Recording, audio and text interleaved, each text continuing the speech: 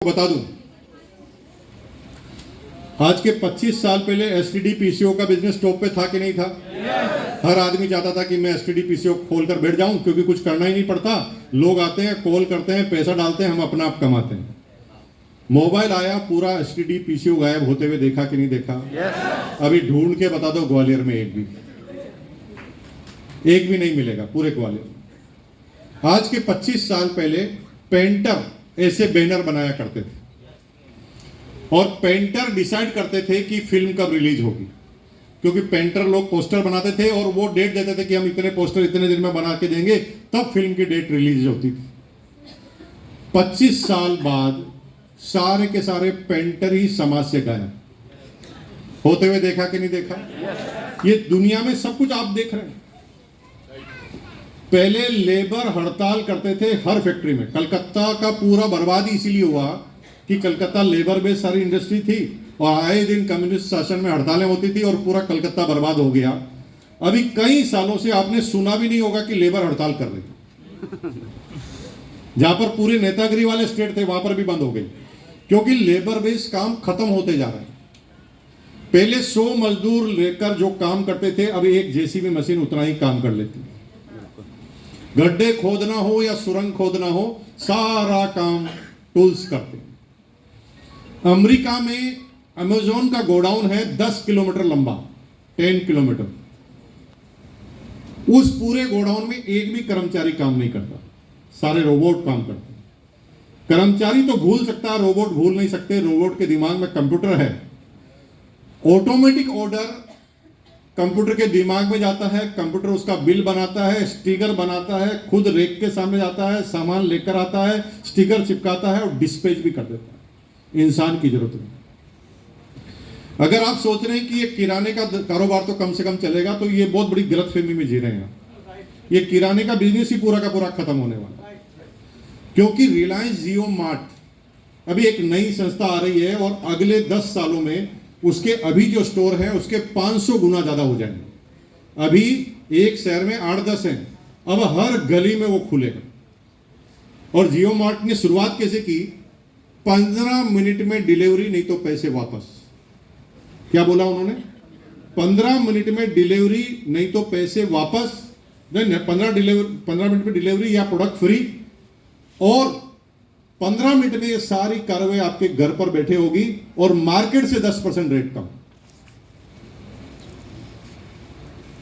किसी को किसी दुकान पर जाने की जरूरत नहीं है, सारा काम अपने आप आपकी आंखों के सामने। अगर आप सोच रहे हैं कि मैं नहीं नौकरी करूंगा, तो नौकरी कब गायब हो जाएगी तुम्हें पता नहीं। तुम जिस बिजनेस को कर रहे हो वो बिजनेस कब गायब हो जाएगा तुम्हें पता ही नहीं। कर्मचारी बोलते हैं नहीं यार, ये मकान बनाने का तो काम बहुत अच्छा है, ये तो कम से कम चलता रहेगा। मेरे भाई, अब ऐसी टेक्नोलॉजी आ गई है जिसमें किसी इंसान की जरूरत नहीं है। मकान की पूरी डाई बनी हुई है और एक दिन में एक मकान कंप्लीट है विथ इलेक्ट्रिसिटी कनेक्शन। और मेरी बात पर बिलीव नहीं हो तो गूगल को आज ही सर्च करना क्या टेक्नोलॉजी है। 15 दिन में 50 मंजिला इमारत बना दी चाइना ने, 15 दिन में, और विथ पूरा फर्नीचर। तो आप सोच रहे होंगे यार मैं बहुत डरा रहा हूं आपको। ये खेती वेती जो आप कह रहे हो ना, इंसानों की जरूरत है। अमेरिका में, स्विट्जरलैंड में, इजराइल में ऐसी टेक्नोलॉजी आविष्कार हो गई है कि किसी इंसान की जरूरत नहीं है। रोबोट खुद जाता है पेड़ के पास, पेड़ की बीमारी को सर्च करता है और ऑटोमेटिक छिड़काव करता है उसके ऊपर। इंसान तो हो सकता है गलत छिड़काव कर दे, लेकिन रोबोट तो एकदम सही करता है। तुम जिस भी फील्ड में जाने की कोशिश कर रहे हो, वहां पर तेज गति से बदलाव आ रहा है। और अगर आप इसे समझ नहीं पाए तो थोड़े दिन बाद आप परेशान होने के अलावा कुछ करेंगे नहीं। सरकार को बदलते रहेंगे 5-5 साल में, और हर सरकार वादा करेगी कि हम आपको नौकरी दे देंगे, और कोई नौकरी देने के लिए तैयार नहीं। देकर करेगा क्या? काम तो कुछ रहेगा नहीं। ऐसे में एक ही चीज का भविष्य सुरक्षित रहता है, वो है डायरेक्ट सेलिंग। और क्यों डायरेक्ट सेलिंग का भविष्य सुरक्षित है, इसे बताइए। अंजलि ने एक बात बताई कि डायरेक्ट सेलिंग जो है रिलेशनशिप का बिजनेस है। डायरेक्ट सेलिंग रोबोट जाकर नहीं कर सकता। रोबोट कैसे समझाएगा आपको आपकी प्रॉब्लम है, क्योंकि हर आदमी की अलग तरह की प्रॉब्लम है। और उन प्रॉब्लम से रिलेटेड करते हुए किसी चीज को समझाना और समझाकर एक नेटवर्क तैयार करके उनकी प्रोडक्टों की डिलीवरी करना, प्रोडक्ट लोग इसलिए लेंगे क्योंकि खुद का प्रॉफिट है, ओरिजिनल प्रोडक्ट है और उसके साथ इससे पैसा भी आता है। अब मैं धीरे धीरे आपको आरसीएम के बारे में थोड़ा समझाने की कोशिश करता हूं। सबसे पहले लोगों को कहा जाता है कि आरसीएम करोगे तो बहुत पैसा आएगा। थोड़ी देर के लिए मान लेते हैं कि नहीं पैसा आएगा, ठीक है जी, अब तो खुश, अब तो कोई झूठ नहीं बोल रहा, नहीं आता पैसा, नहीं आता, 1 रुपया भी नहीं आता आरसीएम।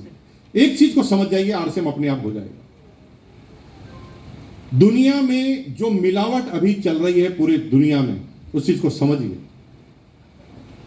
आज के 25 साल पहले गांवों का जीवन शुद्ध हुआ करता था, शहरों का जीवन अशुद्ध हुआ करता था, और 25 साल के बाद ये पूरा उल्टा हो गया।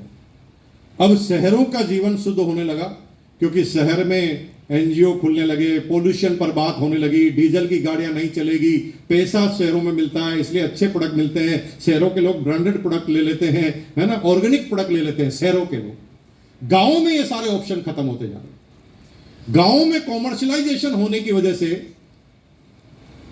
वो पैसों पर ध्यान देने लगे। अगर सोयाबीन की रेट ज्यादा है तो पूरा का पूरा गांव सोयाबीन बोना चालू कर देता है। अब सोयाबीन तो आपको शुद्ध मिल जाएगा क्योंकि आपने बोया है, लेकिन आपने मिर्च तो नहीं बोई, गेहूं तो नहीं बोया। पहले क्या होता था कि एक किसान गेहूं बोता था, एक मिर्च बोता था, एक हल्दी बोता था, एक धनिया बोता था, आपस में सब लोग शुद्ध ले लेते थे। लेकिन अब पूरे के पूरे गांव कॉमर्शलाइजेशन हुए, उसका नतीजा ये हुआ कि गांव में पर कैपिटा इनकम कम होती है। जो आइटम वो खुद उगाता है वो तो खुद इस्तेमाल करता है, लेकिन मिर्च अगर उसने नहीं उगाई तो मिर्च के लिए वो कहां जाएगा? दुकान पर जाएगा, और उस दुकान पर ही जाएगा जहां पर सबसे सस्ता मिलता है। हेलो। और सस्ते का प्रभाव इतना है कि लोग समझ नहीं पाते कि सस्ता मिल कैसे रहा है। मैं कुछ एग्जांपल देता हूं, समझने की कोशिश करना। मूंगफली, मूंगफली जिसे बोलते हैं आप, जिससे ऑयल निकलता है। मूंगफली जो है, मूंगफली का दाना लें तो वो मार्केट में 150 रुपए केजी है। कितना? आप जाके सर्च करना, 150 रुपए केजी मिलेगा। 150 रुपए केजी की मूंगफली को आप अगर गाड़ी में डालें या मशीन में डालें तेल निकालने के लिए, तो 1 किलो मूंगफली से 250 से 350 ग्राम, यानी मिनिमम 250 ग्राम और मैक्सिमम 350 ग्राम तेल निकल सकता है।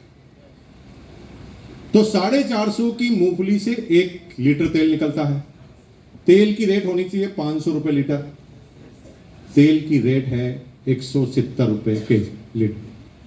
How is it possible? आप बताओ, कोई समझा सकता तो बता दो। आप कह रहे हो ना मूंगफली का तेल है, तो मूंगफली की तो दाना 160 रुपए किलो है, और 160 रुपए किलो के दाने से अगर 300 ग्राम ऑयल निकलता है तो रेट तो 500 रुपए लीटर होनी चाहिए, लेकिन वो आपको 180-90 रुपए में कैसे मिल जाता है? हम इस बात को समझ नहीं पाते। भारत सरकार ने किसी भी खाद्य तेल में 40 से 50% दूसरे खाद्य तेल की मिलावट की अनुमति दी है, और खाद्य तेल में सबसे घटिया किस्म का खाद्य तेल पाम ऑयल होता है। और पाम ऑयल सबसे सस्ता होता है, इसलिए मूंगफली के तेल में, सरसों के तेल में, सब में वो मिलाया जाता है। और कहते हैं कि पाम ऑयल का तेल अगर सीधा सा आप 6 महीने तक तैयार करें तो आपकी सारी नसें ब्लॉक होने वाली है, दुनिया की ताकत रोक नहीं सकती।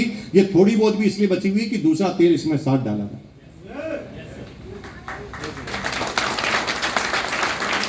सूखी मिर्च अगर 250 रुपए केजी है तो मार्केट में पीसी भी 200 रुपए केजी कैसे मिल सकती? हम समझ नहीं पा रहे इस पूरी गणित को, और हम क्या खा रहे हैं समझ में नहीं आ रहा। लेकिन ये सारे लोग फायदा क्यों उठाते हैं? क्योंकि खाने के रिजल्ट तुरंत नहीं आते। जैसे 1 लीटर दूध पीने से तुरंत ताकत आती है क्या? नहीं आता ना। उसी तरह जब हम कोई चीज खाते हैं तो तुरंत प्रॉब्लम नहीं होती, तुरंत प्रॉब्लम थोड़ी बहुत होती। कैसे? पेट गुड़गुड़ कर देगा, है ना, गैस बन जाएगी, आवाजें आएगी, थोड़ी देर के लिए होगा, फिर ठीक हो जाएगा। लेकिन जब वो कंटिन्यू करेंगे, आप कंटिन्यू इस चीजों को करेंगे, तो फिर एक बीमारी तैयार होगी, और बीमारी तैयार होगी तो इतनी भारी होगी कि पूरे जीवन में जितना कमाया है ना, एक बीमारी निकाले। और मैं एग्जांपल देता हूं। मेरे होटल्स हैं, और मेरी एक होटल में मैनेजर हैं, अंकित नामा उसका नाम है, जो अभी भी प्रेजेंट में होटल के अंदर है।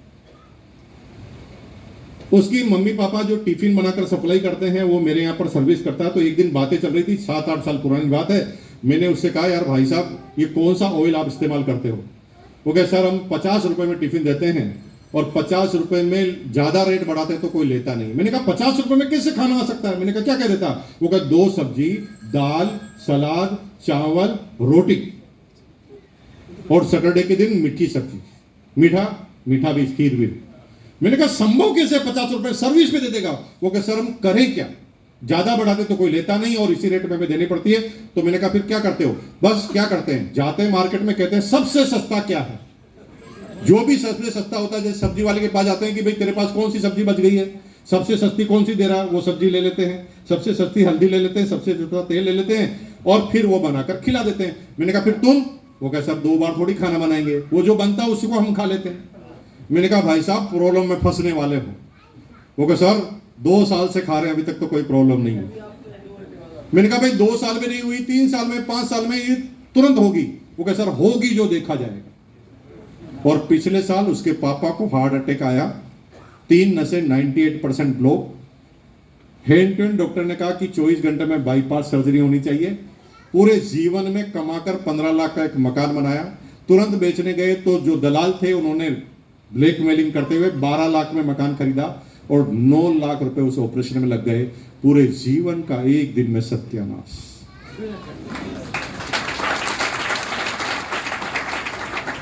क्यों खाना चाहिए आरसीएम का प्रोडक्ट? इसे जिस दिन समझ जाओगे उस दिन आरसीएम से पैसे नहीं आएंगे तो भी चलेगा। देखिए दुनिया में मार्केट में जब भी आप कोई सामान लेकर आते हो तो एक विश्वास ही होता है कि ये ओरिजिनल होगा, विश्वास, केवल विश्वास। अमूल घी ओरिजिनल बनाता है, अमूल बहुत बड़ी कंपनी ओरिजिनल बनाती है। अमूल तो ओरिजिनल बनाता है, लेकिन अमूल का घी मार्केट में आप जो लेकर आए हैं वो ओरिजिनल है, इसकी क्या गारंटी है आपके पास? कोई गारंटी नहीं, विश्वास ही है। अब क्योंकि मिडिल में एक आदमी है, वो अपने मार्जिन को बढ़ाने के लिए अमूल का नकली घी भी आपको ओरिजिनल के नाम पे दे सकता है, और वो नकली है, अमूल असली समझकर आप खा रहे हैं और आपके पास इसका कोई इलाज नहीं। अगर इलाज में पकड़ में भी आ जाए, आप समझदार हैं, तुरंत लेबोरेटरी में जाते हैं, टेस्ट कराते हैं, नकली घी पाया जाता है और आपको पता चलता है, आप तुरंत खाद्य डिपार्टमेंट को सूचित करते हैं, एक केस रजिस्टर्ड होता है और एक एफआईआर लिखी जाती है। किसके ऊपर? अमूल के ऊपर कभी एफआईआर नहीं होगी क्योंकि अमूल ने नकली नहीं बनाया। दुकानदार पर एफआईआर होगी क्योंकि दुकानदार ने, अमूल के यार मेरी क्या गलती, मैं तो ओरिजिनल बनाता हूं, देख लो। जिसने गलत बेचा उसी पे तो एफआईआर करोगे, तो दुकान पर एफआईआर हो गई, और दुकान पर एफआईआर हो गई तो क्या फर्क पड़ता है, आज इस पर हुई कल उस पर हुई। एफआईआर तो तब होती जब अमूल पे हो जाती, लेकिन अमूल पे करोगे कैसे, वो तो ओरिजिनल बनाता है। ये बड़ा लफड़ा है। इसलिए वो लोग हमेशा नकली का सहारा लेते हैं, क्योंकि केस कभी भी कंपनी पर नहीं होता, बनाने वाले पर नहीं होता, होता है उस पर जो बेच रहा है।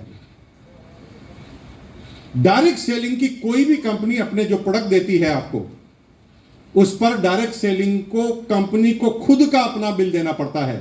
यानी आप जिस पिकअप सेंटर से बाजार से माल लेते हो वो ऑनलाइन सर्वर कंपनी का होता है, आरसीएम का या और भी कंपनी का, उस ऑनलाइन सर्वर से बिल निकलता है। और ऑनलाइन सर्वर से बिल निकलने की वजह से जब भी कोई चीज गलत होती है तो सीधा बिल देने पर वाले पर कार्रवाई होती है। डायरेक्ट सेलिंग की कोई भी कंपनी कभी खराब प्रोडक्ट बनाना चाहे तो भी नहीं बना सकती, क्योंकि सारे केस कंपनी पर डायरेक्ट होते हैं। आज के बाद ओरिजिनल खाना चाहते हो, नहीं आएगी इनकम, छोड़ दीजिए। लेकिन जीवन को बचाना चाहते हो, शुद्धता चाहते हो, तो आज के बाद आरसीएम के प्रोडक्ट अपनाना चालू कर देना। क्योंकि आरसीएम अगर गलत बनाए ना तो सीधा केस आरसीएम पर होता है। साला एक दिन में आरसीएम बंद हो सकती है, क्योंकि बीच में कोई आदमी नहीं है जिस पर आप केस करोगे। केस क्योंकि बिल जो दे रही है कंपनी, तो उसी पर सारे के सारे केस हुआ करते। इसलिए मेरे भाई इस चीज को बहुत ढंग से समझ जाना, तो आपको बहुत बारी बात समझ में आ जाएगी। और पूरी दुनिया बहुत आगे से और तेज गति से जा रही है। पूरी दुनिया में इतने तेज गति से बदलाव हो रहे हैं आप सोच भी नहीं सकते। एक एक करके इंसानों की नौकरियां गायब होती जा रही है, और ऐसे समय में डायरेक्ट सेलिंग एक मात्र जरिया है जिसमें अपना इंडिपेंडेंटली कारोबार हम करें।